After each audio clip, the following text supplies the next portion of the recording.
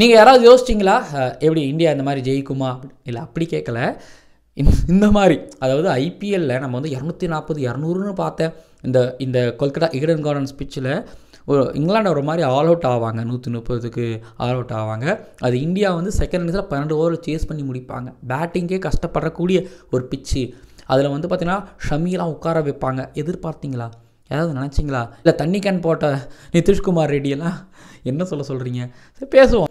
தென் இங்கிலாந்து இந்த சீரீஸ்க்கு எப்படி ப்ரிப்பேர் ஆகணும் அப்படிங்கிறத பற்றியும், இந்தியா இந்த சீரீஸை எப்படி அணுக போகிறாங்க, இப்போது இந்த மேட்ச்சில் ஒரு ஸ்டேட்மெண்ட் ஒன்று கொடுத்துருக்குறாங்க. ஓவரால் கொடுத்துருக்குறாங்க. பேட்டிங் பவுலிங்கை தாண்டி பிச் விதத்துலேயும் வந்து ஒரு ஸ்டேட்மெண்ட் கொடுத்துருக்குறாங்க. ஸோ நம்ம பேசுவோம். அண்ட் மறக்காமல் சப்ஸ்கிரைப் பண்ணுங்கள், முழு வீடியோவும் பாருங்கள், அண்ட் கமெண்ட் பண்ணுங்கன்னு சொல்கிறதுக்கு முன்னாடி நேற்றுக்கு கேட்டிருந்தேன், யார் player of the match award வாங்குவா, யார் நல்லா பண்ணுவாங்க அப்படின்னு கேட்டதுக்கு நிறைய பேர் சொன்னாங்க. பட் அதில் சூர்யா வந்து பார்த்திங்க அப்படின்னா வருண் சக்கரவர்த்தியை சொன்னார். ஆனால் வருண் சக்கரவர்த்தி நல்லா பண்ணுவார்னு சூர்யா சொன்னார். வருண் சக்கரவர்த்தி வர்சஸ் இங்கிலாந்து பேட்டர்ஸ் அப்படின்னு சொன்னார்.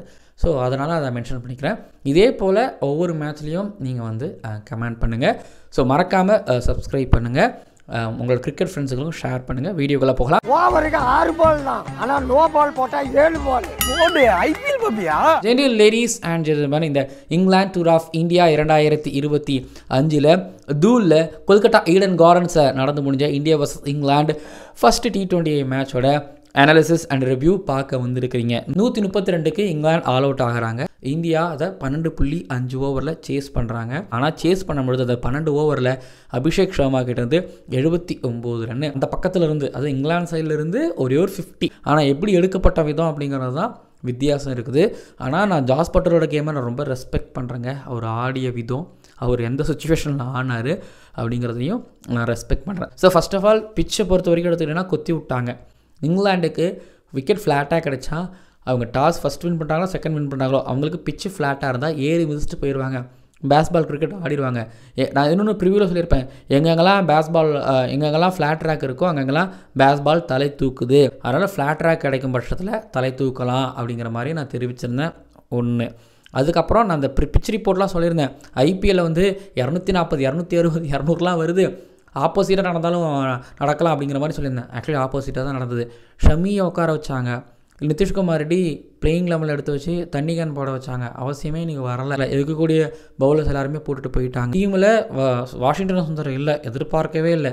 ரவி பிஷ்ணையை ஸ்குவாடில் ஆட் பண்ணி வச்சுருந்தாங்க. என்னடி இது இப்படி ஆகி போச்சு அப்படிங்கிற மாதிரி தான் ஆக்சுவலி 11 அப்படிங்கிறது இருந்தது. இங்கிலாந்து சைட்லேருந்து கஸ்ஸட் கிசன், ஆர்ச்சரு, மார்க் வுட் இவங்க 3 பேரும் ஆடுறாங்க அப்படிங்கிறத டாஸ் போடுறப்ப சொல்லலை, நேற்றே சொல்லிட்டாங்க. அப்படிங்கிறதுனால அப்படி இப்படின்னு கொல்கத்தா ஈடன் கார்டன் பிச்சை ஏதோ பண்ணிட்டாங்க.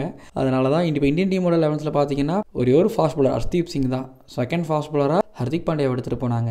இப்போ அடுத்த மேட்ச்சில் இருந்து 11s எல்லாம் மேட்சுக்கு முன்னாடியே விட மாட்டாங்கன்னு நினைக்கிறேன் இங்கிலாந்து. அப்படி விட்டாங்கன்னா பிச்சு அடுத்த நாள் மேபி மேட்ச்சில் வேறு மாதிரி, அதாவது இருக்கிற 11ஸுக்கு அகேன்ஸ்டாக இருக்கிற மாதிரி இருக்கும்னு நான் நினைக்கிறேன். அடுத்து 4 மேட்ச் நடக்க போதில்லை.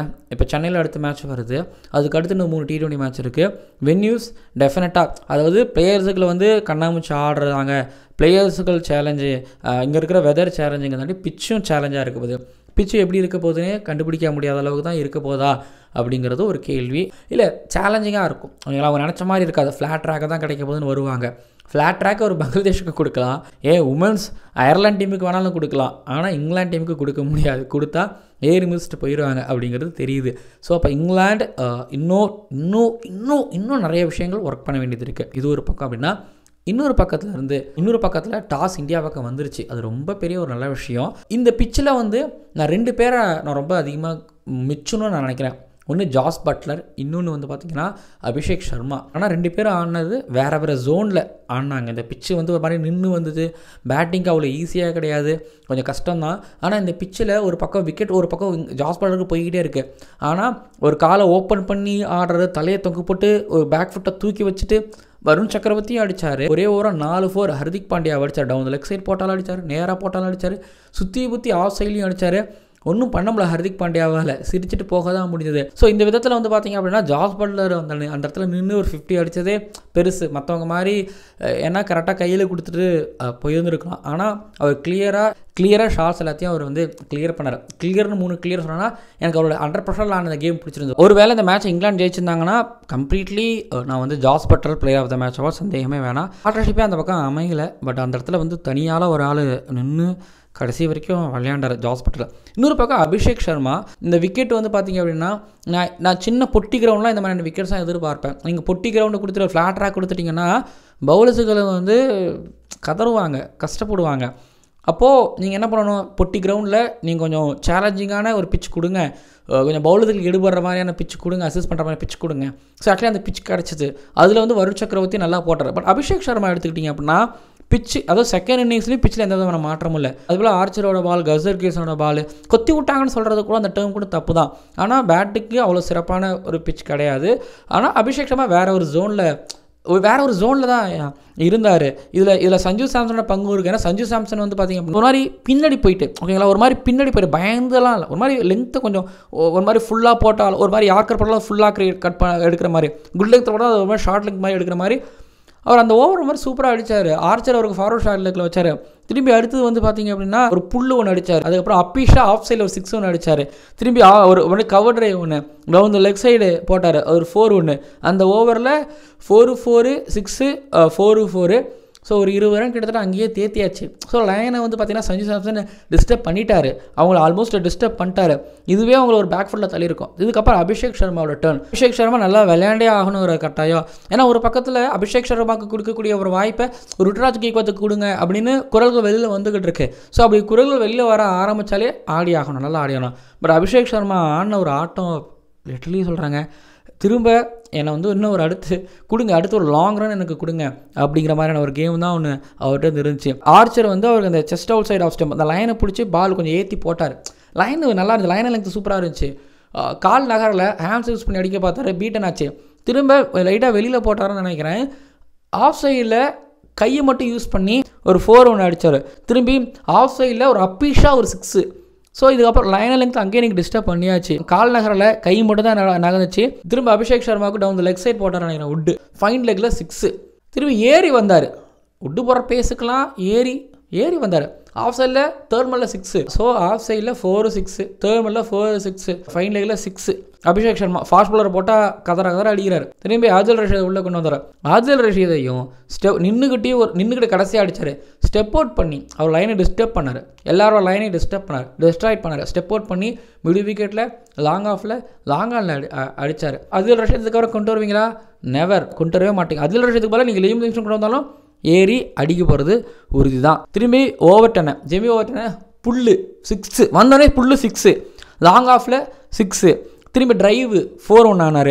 டிரைவு லாங் ஆஃபில் 4, ஃப்ளிக்கு 6-4 போகலை, ஆனால் நல்ல ஷாட் இருந்துச்சு. ஸோ அபிஷேக் சர்மா அடித்தது third man, fine leg, deep fine leg, அதுபோல் long off, mid wicket, extra cover, point எல்லா பக்கமும் இவர் அடித்தார். இவருக்கு யாரை கொண்டு வந்து கொடுப்பீங்க? கொண்டு வரவே முடியாது. சரி, அதில் வருஷத்தை கொண்டு வந்தாங்க, அவரும் நின்றுக்கிட்டே அடித்தார். ஸோ அபிஷேக் சர்மா டோட்டலாக இன்றைக்கி வேறு ஒரு ஜோனில் ஆனார். இந்த ஒரு மேட்ச்சு, இந்த ஒரு நாக்கு, இந்த ஒரு குவாலிட்டியான பவுலிங் அட்டாக்கு அகேன்ஸ்டாக இந்த கொஞ்சம் கஷ்டமான ஒரு பிச்சில் அடித்தது டெஃபினட்டாக அடுத்த 2-3 சீரீஸ் வரைக்கும் அவரை பேச வைக்கும், ஸ்டே பண்ண வைக்கும். ஜெய்ஸ்வாலோட இடத்துல தான் இப்போ அவர் ஆடிட்டுருக்காரு. ஜெய்ஸ்வால் வந்து அவரோட இடத்த கேட்டால் என்ன சொல்ல போகிறாங்க எனக்கு தெரில. நீங்கள் சொல்லுங்கள், ஜெய்ஸ்வாலா அபிஷேக் சர்மாவா? ருத்ராஜ் கெய்க்வாத்துக்கு இடம் இருக்காத வாய்ப்பு கிடையாது. கில்லு வந்தாலும் இப்போ பெரிய பிரச்சனை தான். கில்லு வந்து சஞ்சு சாம்சன் இடம் கேட்பாரா? ஜெய்ஸ்வால் வந்து அபிஷேக் சர்மாவோட இடம் கேட்பார். அப்போ ருத்ராஜ் கெய்க்வாத் வெயிட் பண்ண வேண்டிய நிலமை தான். ஸோ பெரிய தலைவலி இருக்குது. அதுலேயும் அபிஷேக் சர்மா வந்து காலை நகர்த்தாமல் ஹேண்ட்ஸை மட்டும் யூஸ் பண்ணி அதாவது ஹேண்ட் அண்ட் ஐ கோஆர்டினேஷனோட சின்ன கால் நகரத்தில் அட்ஜஸ்ட்மெண்ட்ஸ் இருந்துச்சு. பட் கிழிச்சு கொடுத்துறாரு. சரி, ஓகே, இவர் ஒரு பக்கம் அப்படின்னா அடுத்தது வந்து எனக்கு ஹர்ஷ்தீப் சிங்கோட ஸ்டார்ட்டு செட் பண்ணார். சூப்பராக செட் பண்ணுறாரு. செட் பண்ணி சால்ட்டு வந்து முன்னாடி பின்னாடி அவர் ஒரு மாதிரி திணறினார். என்ன யோசிச்சாருன்னு தெரில திணறினார். லீடிங் அடிச்சு மேலே பால் போச்சு, அவுட் ஆனாரா? டக்கெட்டு நின்று அடித்தாலே ரன்னு வந்திருக்கும், அவரோட பேட்டில் பட்டாலே ரன்னு வந்துக்கிட்டே இருக்கும். ஆனால் என்ன பண்ணார், திரும்பி தேர்ட் மேல் அடிக்க ட்ரை பண்ணார். திரும்ப அதே மாதிரி ட்ரை பண்ணார். ஈஸியாக இல்லை, அந்த கஷ்டமான கேட்ச் கொடுத்துட்டு போயிட்டாரா? திரும்பி வருண் சக்கரவர்த்தி ஹாரி ப்ரூக்கு வந்து வெளியில் அவுட் சைட் ஆஃப் பால் போட்டார். ஹாரி ப்ரூக் வந்து ஒரு கட்டு ஒன்று அடித்ததுக்கப்புறம் இல்லை, ஆக்சுவலி வந்து ஒன்று சொல்கிறேன், ஜாஸ் பட்லர் வந்து மேபி வருண் சக்கரவர்த்தி அடிச்சிருக்கலாம், ஓகேங்களா? இவங்களாமே மற்றவங்களாம் அடிச்சிருக்கலாம். ஆனால் வருண் சக்கரவர்த்தி இந்த பிச்சில் அவர் ஒரு மாதிரி பால் ரிலீஸ் பண்ணார். அந்த ரிலீஸ் பண்ணும்போது அந்த பால் வந்து பார்த்திங்க அப்படின்னா என்ன சொல்கிறது, அந்த ஏரில் குத்தி அது குயிக்காக ஒரு மாதிரி எப்படி சொல்கிறதுனா குயிக்காக போச்சு. குயிக்காக போச்சு. அந்த குயிக்காக பிக் பண்ணவே முடியல. ஹேர் ப்ரூக் கட் அடித்தார், குயிக்காக வெளியில் வந்தோடனே கட் அடித்தார். குயிக்காக ஸ்டெம்புக்கு போடும்போது கால் நகரல, கைக்கு அதாவது பேட்டுக்கும் பேடுக்கும் இடையில கேப்பு. எல்பிடபிள்யூ போல்ட் ஆகிறாங்க. தடவை எல்பிடபிள்யூ போல்ட் ஆகிறதையும் பார்க்க முடியுது. திரும்பி லியம் லிவிங்ஸ்டன் இவர் ஆட்டத்துக்கு திணறினார். 2வது பாலே காலி முடிச்சு விட்டார். ஜாஸ் பட்லர் நல்லா அடித்தார், கொஞ்சம் மேலே போட்டார், இல்லை கொஞ்சம் இல்லை மேலே போட்டார், குட் லெங்த்தில் போட்டார். திரும்பி ஒரு ஷார்ட் லெங்த்தில் போட்டார், ஷார்ட்லேருந்து குத்தி போட்டார். கிளாஸின் இந்த மாதிரி அவுட் எடுத்துருக்காரு. சவுத் ஆஃப்ரிக்கா நிறைய தடவை அவுட் எடுத்துருக்காரு. இந்த தடவை வந்து கொஞ்சம் ஃப்ரண்ட் ஆஃப் ஸ்கொயரில் எப்பயுமே மிடு விக்கெட்டில் லாங் ஆஃபில் அவுட் ஆவாங்க. இந்த தடவை ஸ்கொயர் லேக்கில் ஜாஸ் பட்லர் அவுட் ஆகிருக்கிற வருண் சக்கரவர்த்தி. முடிஞ்சிருச்சு. சால்ட்டு டகட்டு வருண் சக்கரவர்த்தி எடுத்த Liam Livingstone Brook Jos Buttler முடிஞ்சு போச்சு, அங்கேயே முடிஞ்சு போச்சு.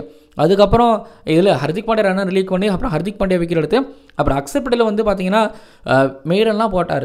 அக்ஷர் பட்டேலை வந்து ப்ரூக் அடித்தார் ஒரு 2 6. நிதிஷ்குமார் ரெட்டி தண்ணி கேன் போட வந்தார். பிஷ்னோய் விக்கெட் இல்லாமல் தண்ணி கேன் போட வந்தார். இதுலேயும் பெத்தல் வந்து வருண் சக்கரவர்த்தியில் ஸ்டெம்பிங்கில் தப்புனார். பட் இந்த விக்கெட்டில் வருண் சக்கரவர்த்தி பொட்டி கிரவுண்டில் இந்த மாதிரியான கிரவுண்டு கிடச்சோடனே அந்த கிரவுண்டில் குயிக்காக போட்டு ஒரு மாதிரி ரிலீஸில் அது ஒன்று பண்ணுறாரு. அதனால் பால் குயிக்காக ரிலீஸ் ஆகுது, உள்ள டப்புன்னு போய் ஸ்டெம்ப் அடிக்குது. ஸோ வருண் சக்கரவர்த்தி என்ன கண்ணை காமிச்சிருக்கிறாருன்னா இந்த மாதிரி பிச் கிடச்சா இந்த மாதிரியான பெர்ஃபார்மன்ஸ் தான் கொடுக்கணும் அப்படிங்கிறத எந்த வித தப்பும் இல்லாமல். ஏன்னா இந்த பிச்சில் கடாமடாக அடிக்க தான் போவாங்க, ஸ்பின்னர் அடிக்க தான் போவாங்க, அடிக்க தான் நினச்சாங்க. ஆனால் வருண் சக்கரவர்த்தி அந்த இடத்த கொடுத்த கம்பேக்கு, கிரிக்கெட்டில் ஒரு கம்பேக்கு, பட் இந்த மேட்ச்சில் ஒரு கம்பேக் சூப்பராக இருந்துச்சு ஒரு பக்கம். இன்னொரு பக்கம் வந்து பார்த்தீங்கன்னா இதில் இங்கிலாந்து என்ன பண்ணியிருக்கலாம்னா பவர் பிளேயில் அடிச்சிருக்கணும், பவர் பிளேயில் விக்கெட் விடாமல் அடிச்சிருந்துருக்கணும். சால்ட்டு டக் அவுட் ஆனது பெரிய ஒரு இம்பாக்ட்டு. அதுக்கப்புறம் டகட்டும் அந்த மாதிரி லைக் அந்த ஷாட் ஆடி இருக்கணும். வேறு எந்த வார்த்தைகளும் நீங்கள் அந்த இடத்துல போட்டுக்கலாம். அந்த ஷாட் ஆடுறது ரொம்ப தப்பு. பவர் பிளேக்குள்ளேயே அங்கே முடிஞ்சது 2 பேர் குயிக்காக ஆடுறவங்க முடிஞ்சது தான் பெரிய ஒரு பிரச்சனை. ஸோ பவர் பிளேயே 2 விக்கெட் போயிடுச்சு. அதுக்கப்புறம் இந்த மாதிரியான கொஞ்சம் பேட்டிங்கை கஷ்டப்படுற விக்கெட்டில் வருண் சக்கரவர்த்தி ஆடுறது, இன்னொரு பக்கம் அந்த பக்கம் 2 பக்கம் ஒரு ஸ்பின் அட்டாக்குக்கு ஆடுறதெல்லாம் வந்து பார்த்திங்கன்னா ரொம்ப ரொம்ப ரொம்ப கஷ்டம் அப்படின்னு சொல்லலாம். ஆக்சுவலி ஆர்சிபி ஃபேன்ஸ் கொஞ்சம் வருத்தத்துலையும் இருப்பாங்க, இப்போ இங்கிலாந்து ஃபேன்ஸ் வருத்தத்தில் இருப்பாங்க. பேக் டு பேக் இந்த மாதிரியான பிக்சர்ஸ் தான் கிடைக்குமோ, அதாவது டேர்னிங் ட்ராக் தான் கிடைக்குமோ அப்படின்னா கண்டிப்பாக இங்கிலாந்து ஃபேன்ஸும் ஆர்சிபி ஃபேன்ஸ் வருத்தப்படுவாங்க. இப்போ லியம் லிவிங்ஸ்டன் ஆனதோ, பெத்தல்லா ஆனதை பார்க்கும்பொழுதோ, சால்ட் ஆனதை பார்க்கும்பொழுதோ இருக்கும் அந்த வருத்தம் அப்படிங்கிறது இருக்கும். பட் பார்ப்போம், இதே மாதிரியான பிக்சர்ஸ் அடுத்தடுத்து சீரீஸில் கிடச்சுன்னா டெஃபினட்டாக இந்தியா 5-0 வின் பண்ணுறதுக்கு வாய்ப்பு இருக்குது. ஆனால் ஒன்று, மே மாதம் ஃப்ளாட் ட்ராக் கிடைக்கும். மே மாதம் ஃப்ளாட் ட்ராக் தான் போடுவாங்க, ட்ரையாக தான் இருக்கும் அப்படின்னு எதிர்பார்க்குறேன். பட் பார்ப்போம். ஒரு சில பிச்சர்ஸ் ஃப்ளாட் ட்ராக்காக இருக்கும், மிச்சம் இருக்கக்கூடிய பிச்சர்ஸ்லாம் டேர்னிங் ட்ராக்காக தான் இருக்கும். இந்தியா பொறுத்த வரைக்கும் சூரியகுமார் யாதவ் யோசிங்க, கேப்டன்சி கொடுத்ததுக்கப்புறம் தலைவர் தடுமாறுறாரு. நீங்கள் கொடை ஒன்று ஏற்றி விட்டார், தடுமாறுறாரு சூரியகுமார் யாதவ். பாருங்கள், கொஞ்சம் கேப்டன்சி ப்ரெஷராக எனக்கு தெரில. கேப்டன்சி நல்லா இருக்குது, ஜாலியாக பண்ணுறாரு, ஃபீல்டர் சூப்பராக இருக்குது, பவுலர் சூப்பராக ரொட்டேட் பண்ணி விடுறாரு, லெவல்ஸ் டிஃப்ரெண்ட்டாக இருக்குது. அது ஒரு மாதிரி சிரிச்சுக்கிட்டே இருந்தாலும் அக்ரெசிவாக இருக்கார். பட் பேட்டிங்கில் சூரியகுமார் யாதவ் பார்ப்போம் இந்த 5 மேட்ச்சில் எப்படி பண்ணுறாருன்னு சொல்லிட்டு ஒரு பக்கம். அதுக்கப்புறம் இந்த லெஃப்ட் ரைட் காம்பினேஷனில் ஏன் பிடிவாதமாக இருக்கிறாங்கன்னு எனக்கு புரியலை. ஏன்னா ஆல்ரெடி வந்து பார்த்திங்க அப்படின்னா திலக் வர்மா அந்த 1 பொசிஷனில் வந்து அவர் 200 அடிச்சிட்டாரு. இதுக்கப்புறம் சூரியகுமார் யாதவ் நீங்கள் 1 டவுனில் அனுப்பணுங்கிற அவசியமே கிடையாது. ஒரு 7-8 ஓவருக்குள்ளே நீங்கள் சூரியகுமார் யாதவ் அனுப்பணுங்கிற அவசியமும் எனக்கு கிடையாது. எனக்கு தெரில, நான் அனுப்ப மாட்டேன். மேட்ச் சீக்கிரம் முடிச்சுட்டு வாங்க அவசியமே கிடையாது.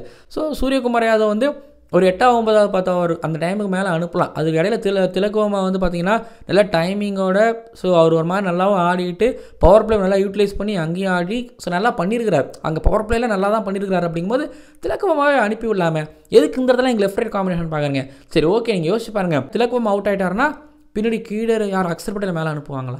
எனக்கு அதுதான் கேள்வியாகவே இருந்துக்கிட்டு இருக்கு. இந்த லெஃப்ட் ரைட் காம்பினேஷனை கடைபிடிக்கணுங்கிறது அவசியமே இல்லை. அதுவும் சூரியகுமார் யாதவ் விஷயத்தில் நான் நினைக்கிறேன் இந்தியா அந்த இடத்துல மட்டும் கொஞ்சம் ஒரு மாதிரி லைனை தாண்டி போனாங்களான்னு எனக்கு தோணுது. மற்றபடி வந்து பார்த்தீங்கன்னா காமிச்சிட்டாங்க ஹோமில் நாங்கள் எந்தளவுக்கு டாமினேட் அப்படிங்கிறதையும்.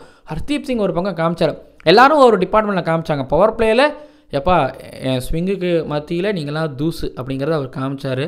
ஒன்று புவர் கிரிக்கெட் அவங்க ஆடினாங்க ஒரு பக்கம். பட் வருண் சக்கரவர்த்தி அவரோட ஹோம் கிரவுண்டு, இந்த ஹோம் கிரவுண்டில் இந்த மாதிரி கொஞ்சம் கஷ்டப்படுற பிச்சில், பேட்டு கஷ்டப்படுற பிச்சில் என்ன பண்ண முடியுங்கிறத அவர் காமிச்சிட்டாரு. அப்புறம் இன்னொன்று சொல்லிக்கிறேன், எனக்கு ஹர்ஷித் ராணா உட்கார வச்சிருக்க வேணாம். நம்ம ஹர்ஷித் ராணாவோட ஹோம் கிரவுண்டு எப்படி பார்த்தாலும் ஷமியோட ஹோம் கிரவுண்டு 2 பேரும் உட்கார வச்சிருக்கலாம், ஆட் பண்ணியிருக்கலாம், தைரியமாக போயிருக்கலாம், 2 போயிருந்துருக்கலாம். ஆனால் நம்ம யோசித்தோம் ஹர்திக் பாண்டியா ஃபாஸ்ட் பவுலராக, 3rd ஃபாஸ்ட் பவுலரானு, ஆனால் 2nd ஃபாஸ்ட் பவுலராக அவராக தான் இருந்தார். அது ஒன்று இருந்துச்சு. அதுக்கப்புறம் வந்து பார்த்தீங்கன்னா பேட்டிங்கில் அபிஷேக் சர்மா வேறு ஒரு ஜோனில் ஆடி இருக்கிறாரு. அண்ட் ஓகே, வீடியோ நிறைவடைந்த அனாலிசிஸ் நிறைவடைகிறதுங்க. இங்கிலாந்துக்கு நான் சொல்லிட்டேன் இந்த ஸ்டேட்மெண்ட், அடுத்த 5 மேட்ச்சு வெதரு, பிளேயர்ஸ், ஆப்பனண்ட்டு இதெல்லாம் தாண்டி பிச்சு பெரிய ஒரு சேலஞ்சாக இருக்கும் போது என்ன மாதிரி பிச்சு கொடுக்க போகிறாங்கிறது ஒரு பக்கம். இந்தியா பொறுத்த வரைக்கும் நிதிஷ்குமார் ரெட்டி, ரோஹித் பிஷ்ணும் எதுவும் பண்ணலை, அதனால் யோசிக்காமல் ட்ரா பண்ணுறதுலையும் பிரச்சனையும் இல்லை. தேவைப்பட்டால் தேவைப்பட்டால் நிதிஷ்குமார் ரெட்டி தொடர்வார். பிஷ்ணோய்க்கு பதிலாக மேபி ஷமி அடுத்தடுத்த போட்டியில் உள்ள வருவார்னு எதிர்பார்க்கப்படுது. பார்ப்போம். இந்த வீடியோ நிறைவடைகிறது. உங்களுக்கு யாரோட பேட்டிங் ரொம்ப பிடிச்சிருந்துச்சு, யாரோட பவுலிங் ரொம்ப பிடிச்சிருந்துச்சு? ஜாஸ் பட்லர், அபிஷேக் சர்மா 2 பேத்தில் இல்லைனா வருண் சக்கரவர்த்தி, இந்த 3 பேத்தில் ஒருத்தவரோட பெர்ஃபார்மன்ஸ் யாரோட பிடிச்சிருந்துச்சு கீழே வந்து கமெண்ட் பண்ணுங்கள். அண்ட் பார்க்கலாம் அடுத்தது வீடியோக்கில். மறக்காமல் சப்ஸ்கிரைப் பண்ணுங்கள், பக்கத்தில் இருக்க பெல் ஐக்கான் கிளிக் பண்ணுங்கள். பேசுவோம். ஓவருக்கு 6 பால் தான், ஆனால் நோ பால் போட்டால் 7 பால். ஐபிஎல் பப்பியா?